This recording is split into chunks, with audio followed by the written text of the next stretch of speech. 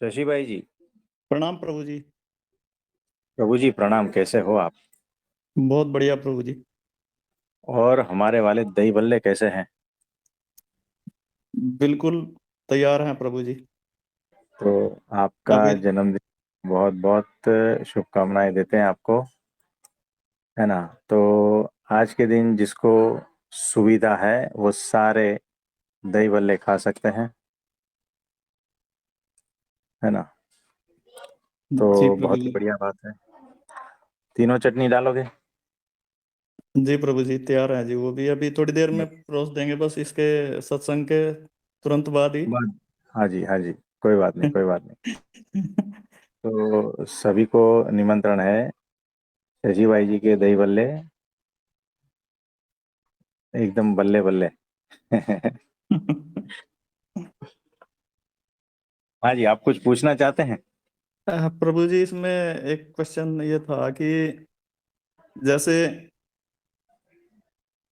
Parallelly दो जीव हैं, एक जीव परमात्मा के रास्ते पे चल रहा है और अपना कल्याण, आत्मिक कल्याण कर रहा है, हाँ जी। और दूसरा जीव है, या तो उसका परिजन भी हो सकता है, उसके माता पिता में से या किसी और में से, जो उसके प्रति हाँ। आसक्ति होती है। तो जैसे भगवान कृष्ण गीता में कहते हैं हम्म। कि अंत समय में आपकी वृत्ति, आपकी चित्त की वृत्ति जहाँ पे होगी, आप वहां पे ऐसे पुनर्जन्म ले लोगे। हम्म। तो जो पहले वाला जीव है, जो अपनी मुक्ति की तरफ बढ़ रहा है या मुक्ति कर चुका है, और हम्म। दूसरे वाला जो जीव है उसकी उसमें आसक्ति है, उस जीव में यानी उसके परिजन के जीव में आसक्ति है। हाँ।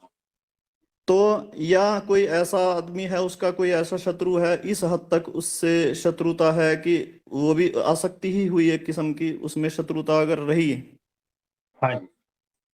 तो उसके ऊपर भी वही चीज लागू होती है ना, जो भगवान ने कहा है कि अंत समय में जहां तुम्हारी वृत्ति होगी वैसा ही जन्म प्राप्त हो जाएगा। तो उस सेकंड वाले का क्या होगा? उसमें तो पहले वाले को खींच सकता है क्या? देखो, इसमें आप उसकी उसकी बात कर रहे हो ना, इसमें समझ में नहीं आ रहा है। अब मान हमें लीजिए प्रभु जी, नाम मैं हूं प्रभु जी। से। हाँ जी, आप है, ठीक है। हाँ, मैं आपके रास्ते पर चल रहा हूँ और आपके द्वारा मेरा कल्याण निश्चित होना है। तो मान लीजिए मेरी माँ है या कोई भी है जो मेरे शरीर भाव से मेरे में आसक्ति ज्यादा रखते हैं, बहुत ज्यादा, यानी जुड़ाव, यानी कि। तो मतलब आप जो है माता जी में आसक्ति रखते हो या माता जी आप में आसक्ति रखती है? माता जी मुझ में, मुझे नहीं है जी कुछ भी। हाँ जी, बराबर है, कोई बात नहीं। माता जी का कल्याण हो जाएगा। आप तो चल ही रहे हो अपने रास्ते पे, है ना, परमात्मा जी के रास्ते पे। तो आप में माता जी की वृत्ति है, माता जी का आसक्ति भाव आप में है, आपसे जुड़े हैं, इसीलिए उनका कल्याण निश्चित है, पकड़ लेना, समझ लेना। आप समझे? जी प्रभु जी। तो ये बात है।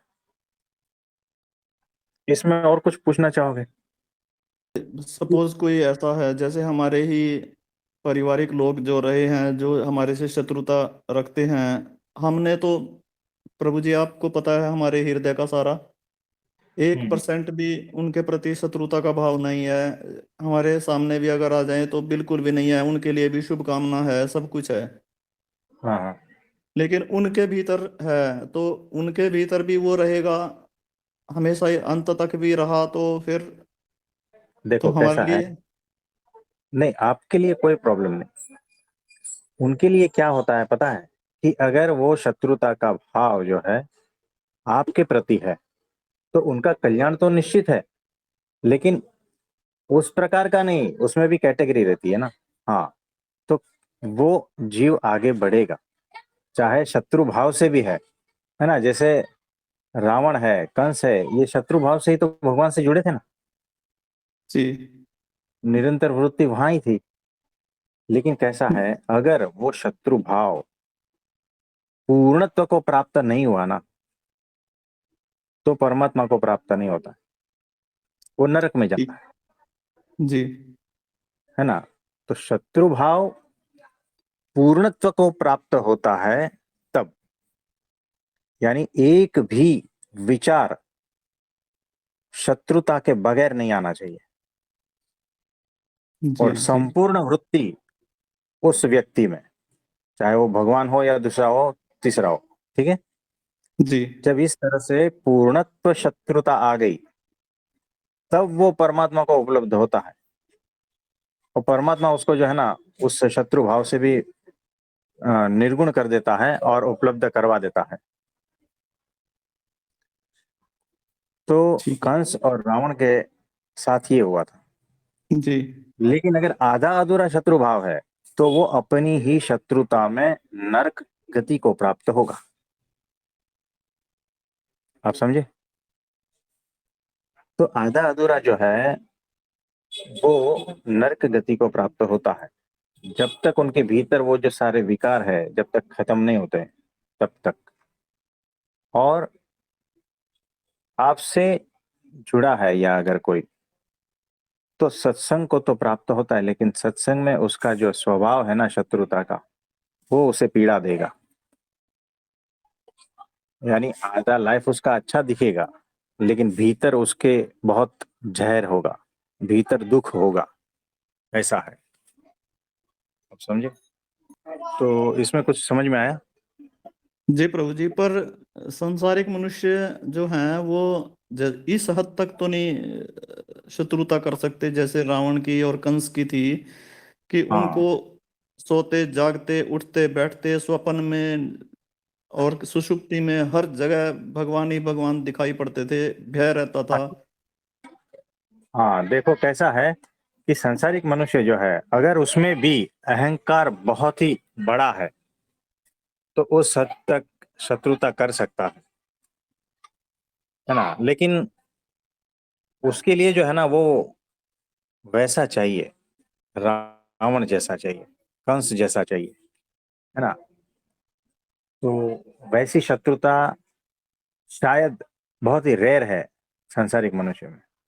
जी तो कभी कभी ऐसा भी होता है कि वो शत्रुता के चलते अगर नेक्स्ट जन्म उसके साथ में भी रहना पड़ता है ना। यानी अगर वो शत्रु है, भाई भाई बन के आएंगे, जी पिता पुत्र बन के आएंगे, माता पुत्री बन के आएंगे, होता है ऐसा। जी बिल्कुल। एक ही थाली पे खाना खाएंगे, 9 महीने उसके पेट में रहेंगे, जी वहीं से ही सारा कुछ पोषण लेंगे, लेकिन है शत्रु पिछले जन्मों का, है ना। और फिर वही शत्रुता इस जन्म में फैलेगी, यानी है भाई भाई लेकिन शत्रु जी है ना, पिछले जन्मों का। है भाई, मतलब वो जो बाप बेटा है शत्रु है, माँ पुत्री है शत्रु है, पिछले जन्मों का लेन देन हिसाब अभी बाकी है, वो क्लियर नहीं हुआ है। जी इसीलिए इस जन्म में भी वो वैसा ही सिर्फ अपना फैमिली का मेंबर बन के आता है। सोचो, जी यानी आप उससे प्रेम भी करते हो और शत्रुता भी करते हो, है ना। जी आपका समझो बेटा है, आप उसका भरण पोषण करते हो जी बेटा समझकर, है शत्रु जी जी हो गया ना काम गड़बड़ हो बिल्कुल गई ना। सही। जी बिल्कुल तो ऐसा है, ये बहुत सारा ऐसा कुछ चीज चल रही है इस धरती पे, है ना। सही है जी। तो होता है ऐसा, तो जिसके प्रति शत्रुता है उसके वहां अगला जन्म निश्चित है, किसी भी रूप में। जी तो लेकिन हमें सारे को माफ कर देना है, तो हमें कोई परेशान नहीं कर पाएगा, है ना। और जो भगवान के रास्ते है उसके, उसका तो दर्शन से दूसरे का कल्याण होता है, तो उसको कोई पीड़ा नहीं होती, है ना। जी प्रभु जी। तो ऐसा समझना। और कुछ? बस ठीक है प्रभु जी।